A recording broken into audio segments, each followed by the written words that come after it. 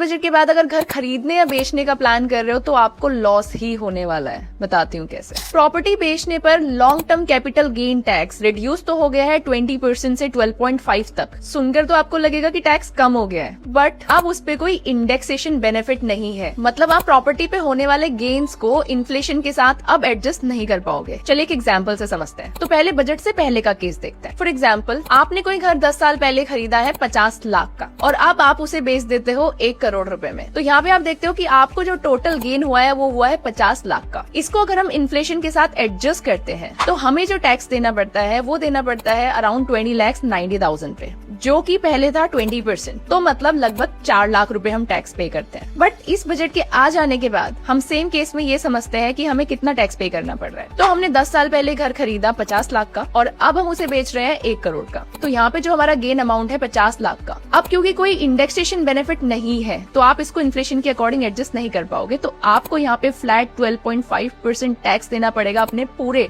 50 लाख के गेन पे, जो कि हमारा हो जाता है 6,25,000 रुपीज। मतलब LTCZ 20% से 12.5% तक रिड्यूस होने के बाद भी हमारी टैक्स लायबिलिटी लगभग 2.25 लाख से बढ़ी गई है। तो इस बजट के आने के बाद अब stock market and real estate में इन्वेस्ट करने से पहले तो सोचना ही पड़ेगा। आप लोगों के क्या व्यूज है इस बजट को लेके, कमेंट में मुझे जरूर बताइए।